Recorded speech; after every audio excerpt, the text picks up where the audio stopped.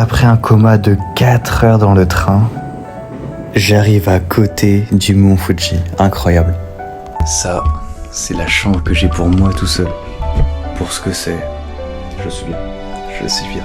C'est fou parce que j'ai réussi à dormir chez un japonais. Et ça, c'est une masterclass. Ça, c'est le japonais en question. Non, je rigole évidemment.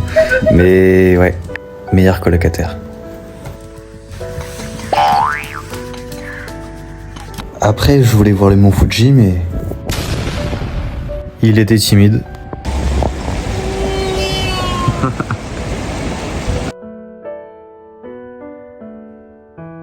Là, je suis à côté d'un temple, il s'appelle Fujisanhangu Sengen Taisha, je crois. Et je vais vous montrer quelques images que j'ai prises de ce temple, il est incroyable.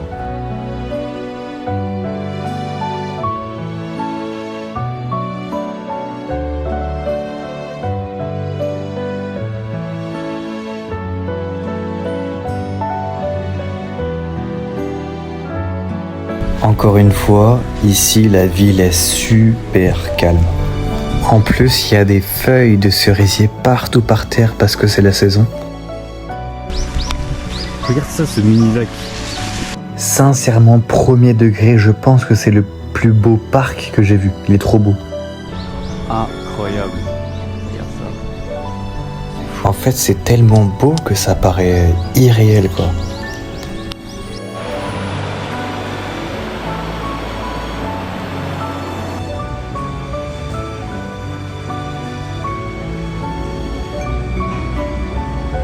Regardez ce style de maison, c'est trop une singerie, genre. Il y a le Fuji à côté. Incroyable. L'entrée d'un parc normal ici. Sinon, ça c'est le musée du mont Fuji. Voilà, pas plus d'infos. Quand il fait beau en journée, tu peux voir ça. Et t'as une vue quand t'es dans le musée aussi. D'après les locaux, faut se lever à 5h du matin pour le voir en entier, mais moi je savais pas. Et ça, c'est la toute petite ville à côté du mont Fuji. Me voilà, avec mon style de con là comme ça. Et Fujinomiya, c'est vraiment un endroit calme à côté du mont Fuji. Comparé à Fuji, c'est beaucoup moins touristique. Et surtout en avril, genre mars-avril, t'as des cerisiers partout. Non, des sakura. Et c'est très très beau à voir. Il y en a par terre, partout, dans tous les coins de rue. Même à côté du musée l'un des plus pour le musée le plus reconnu du monde pour le mont Fuji, qui est normalement c'est juste à côté mais on voit pas. T'as même des maisons abandonnées, frère. C'est incroyable. En plus, elle est magnifique la maison. Il y en a énormément partout. C'est dingue.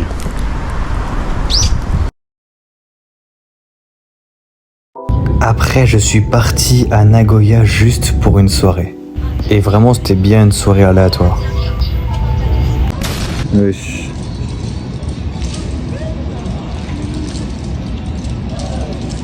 Par contre, c'était un peu chiant parce que direct, quand je suis arrivé presque, il a commencé à pleuvoir. Du coup, j'ai cherché sur internet qu'est-ce que je pouvais faire. Et j'ai vu qu'on pouvait monter un immeuble gratuitement et avoir une vue de fou. Du coup, j'ai pas hésité et j'ai été. Et vraiment, c'était incroyable.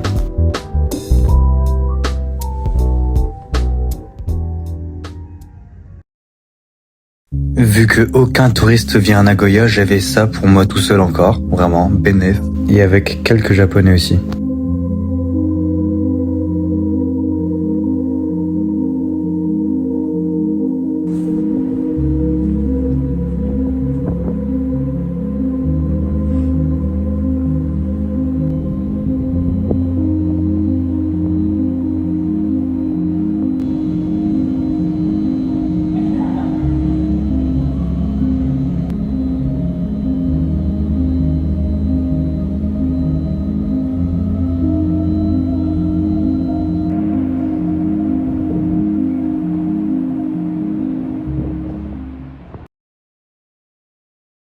Après, j'ai pris le train pour aller à Kyoto et Osaka. J'étais très fatigué après. Attends, j'ai trop une gueule. J'ai l'impression. Je sais. Le logement pour Kyoto et Osaka, c'était comme une petite maison traditionnelle. C'était trop stylé. Et c'était un mini-hôtel. En plus, il était tellement pas cher. Le mec des lieux, il était trop sympa. Il m'a conseillé sur tout quoi faire, où aller. Le seul problème, c'est qu'il ronflait de ouf. Vraiment, j'ai des vidéos à la pluie. Et pourquoi j'arrive pas à parler ? J'ai un jour pour découvrir Osaka. Accompagnez-moi dans mon aventure. Première destination, ça part à Osaka, le château de Osaka.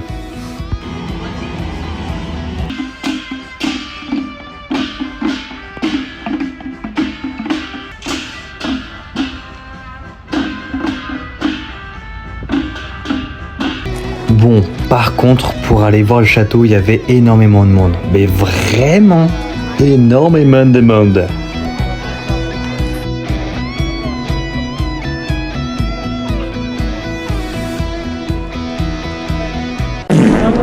Ah, ça m'a saoulé, il y avait trop de monde, je suis parti. Prochaine destination, Shinsekai, je crois, ça a l'air sympa. Apparemment, ce quartier, il représente le vieux Osaka, et en vrai, c'est v'là stylé. Par contre, c'est un quartier à faire seulement en journée ou en soirée. Parce qu'en fait, en journée, c'est grave vivant, il y a de l'ambiance, c'est cool. Enfin, genre, c'est bien safe, il n'y a aucun risque. Cependant, vu que c'est un des quartiers les plus pauvres de Osaka, il y a donc beaucoup de sans-abri ici. Et quand tu tombes sur un la nuit, bon, ça peut surprendre, quoi. Enfin bref, c'est beaucoup mieux de le faire en journée, quoi.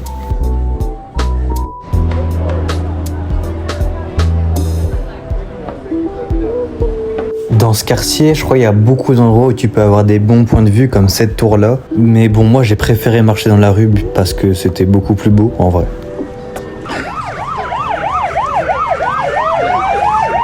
Par contre, niveau déco là-bas, pour les restos, mais ils sont vraiment forts. Hein.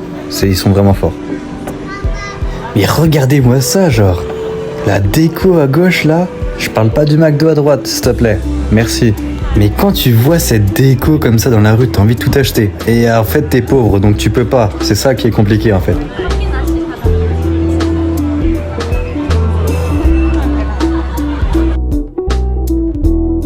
Et après, t'as des endroits bien aléatoires comme ça, tu rentres dedans et t'as des trucs qui peuvent être intéressants. Heureusement, c'est pas les Yakuza. Heureusement. En tout cas, ça met en confiance. La petite rue comme ça, tu passes comme ça de nuit, ça met en confiance tout simplement. Et après, j'ai été voir le coin connu de Osaka en vrai. Il y avait beaucoup de monde. Le soir, il y a beaucoup d'animations, c'est v'là stylé. Et en vrai, ouais, ça vaut le coup. Hein.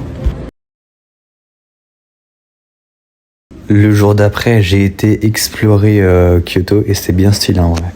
Aujourd'hui, je suis à Tokyo. Aujourd'hui, je suis à Kyoto et ça part découvrir la ville. Ce qu'il faut savoir sur Kyoto, c'est que c'est une ville qui n'a pas été touchée par les bombardements. Du coup, les temples, ils sont hyper anciens. Il y en a plus de 2000, je crois. Mais du coup, évidemment, c'est une destination idéale pour les touristes. Du coup, il y en a énormément. Vu que c'est tellement beau aussi. Mais quand je dis énormément, c'est vraiment beaucoup.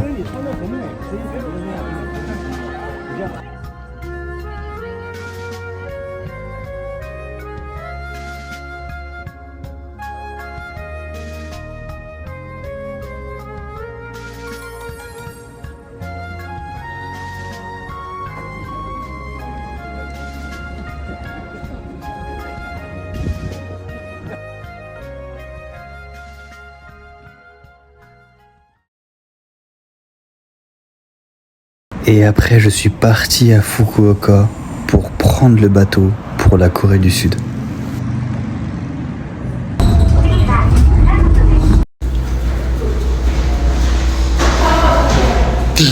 Là aujourd'hui, je pars pour Busan en partant du Japon.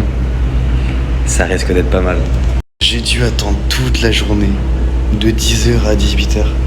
Là, ici, là, assis là, comme un débile.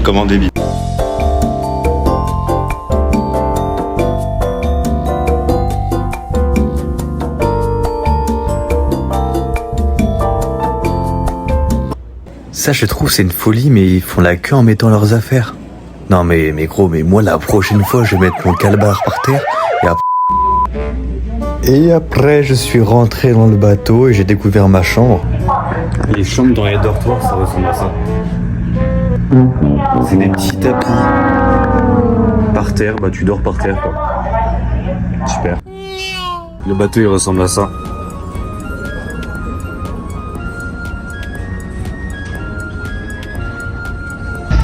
Ah vraiment le Japon c'était vraiment incroyable, j'ai vraiment kiffé ce pays.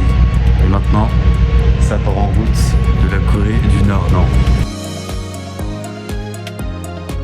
Sur ce bateau, on était genre, je crois, 5 étrangers. Sinon, il y avait que des Coréens pour aller en Corée. Du coup, voilà.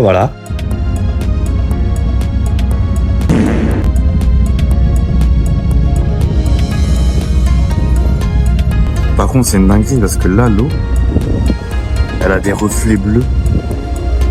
Attends, regarde. What the fuck? Et oui, c'est fini le Japon, mais l'aventure est loin d'être finie. Il reste encore 2 mois de voyage.